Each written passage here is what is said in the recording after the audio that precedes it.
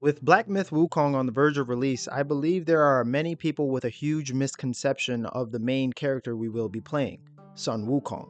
This video will address Wukong's lore as well as some education on the Chinese mythos. All of this information will be taken directly from the famous Chinese novel Journey to the West, as well as a few other sources.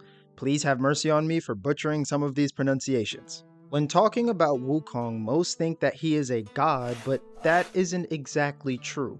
With all his strength, that wouldn't be an unwarranted assumption. On that note, people may call this game a Souls-like, but if they give even half the power Wukong should have in this game, then it will be much closer to an action game. I also hate that every action RPG coming out is being called a Souls-like. Like, geez. I like the Soulsborne genre a lot, but not enough that I see it in everything.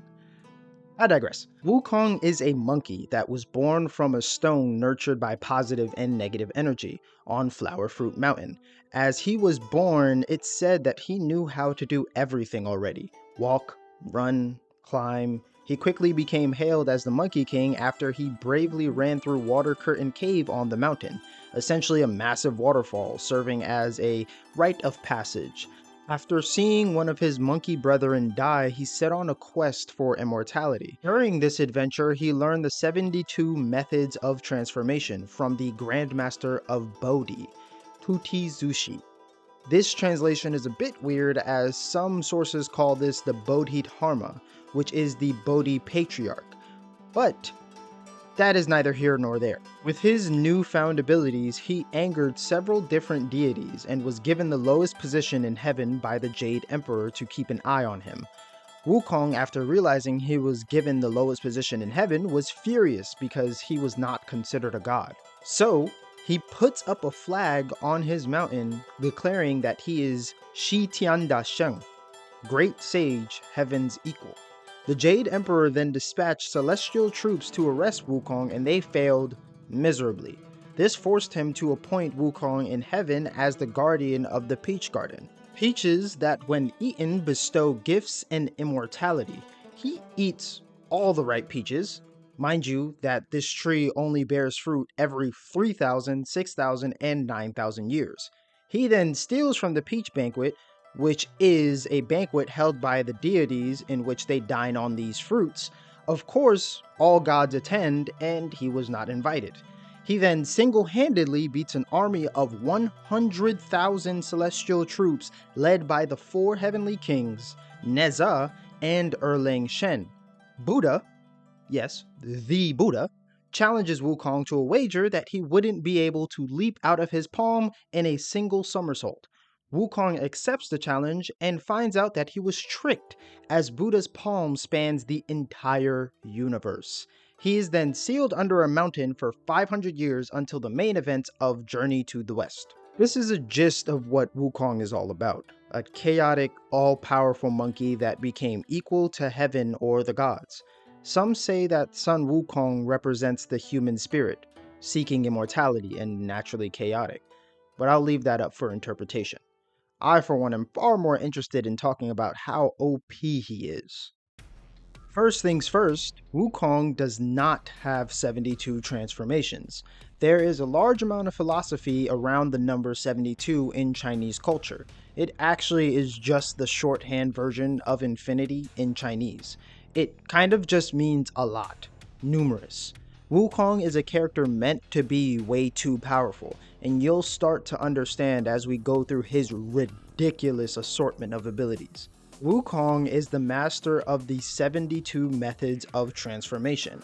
One of these methods is the ability to move to and from the underworld. Wukong is actually capable of turning into absolutely anything, inanimate or animate, so his different forms know no bounds. He is by no means limited to what form he can take. He is also not limited to being a shapeshifter. He can also clone himself with his hair. During his travels, he has picked up quite a few abilities, eating peaches of immortality, pills of immortality, even going so far as to erase his name and his monkey brethren from the Book of the Dead, effectively making him immortal several times over. His weapon is the Rui Jingubang.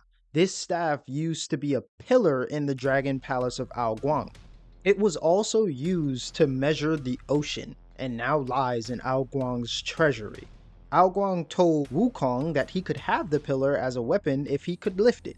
The pillar was approximately 17,550 pounds, a little lighter than a Mack truck.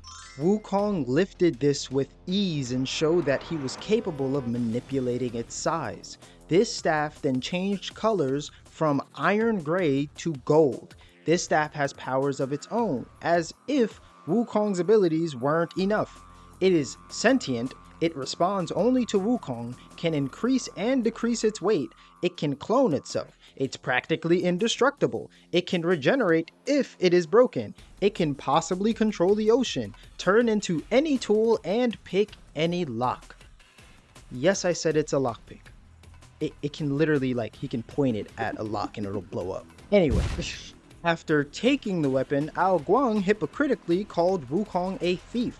So Wukong stayed in the palace until he was granted golden chainmail, cloud walking boots, and a phoenix feather cap.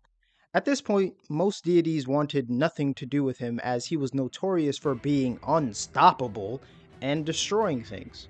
So the dragon coughed up the armor. I know what some of you may be thinking. What is his weakness? And I'll get to that. I originally thought he wouldn't be that fast, until I found out that he could do a single somersault covering the distance of 108,000 li in an instant. Oh, what is a li, you ask? A li is approximately 30% of a mile. So let's say every 3.5 li is a mile. Okay, that's about 31,000 miles instantaneously. Just to put that into perspective, the Earth's circumference is 24,901 miles.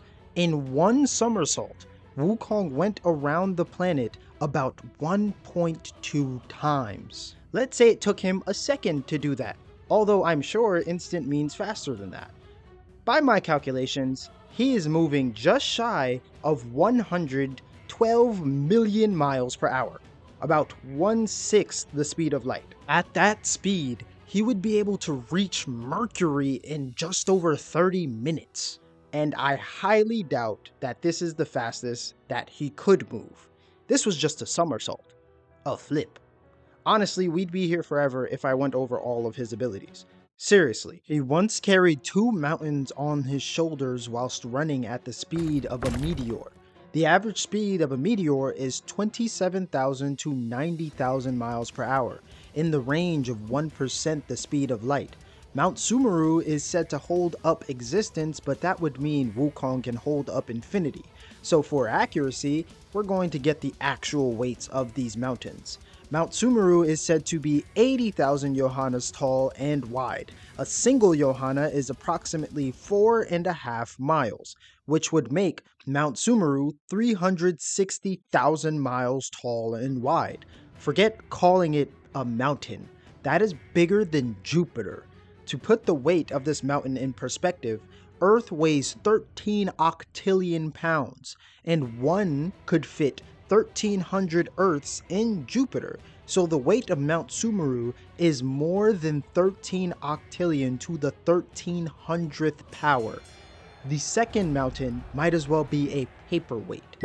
The reason I didn't say he could lift infinity is because the third mountain caused him to falter. No matter, because Wukong could still rival Superman. Lastly, he was also tempered in Laozi's 8 trigram furnace, which gave him a steel-hard body and golden eyes that could see into the distance and through any disguise. This was intended to be his execution, by the way. They tried to kill him, and he got even more powers. A legitimate weakness I've found is his pride and arrogance. You can goad him into doing almost anything. Another weakness is that he is still susceptible to the cycle of death and rebirth. If you can manage to defeat him in battle, of course. Outwitting him being the best course of action, or fighting him underwater as he is less effective. It's really hard to come up with many weaknesses with a character this powerful, as they only add up to be minor inconveniences. All of Sun Wukong's lore being considered and game science's almost obligation to stay at least somewhat true to the source material, I believe this action RPG is shaping up to be great if done right. I sincerely hope they focus on making this game fun because I believe From Software's difficulty scale can limit the genre at times. Go over the top, create something different, and destroy people's expectations of what is possible. That is what I would like to do with my creative work, and I believe all developers should strive for something similar. Either way, we'll find out on the 20th. I'll see you all with another amazing story. Peace.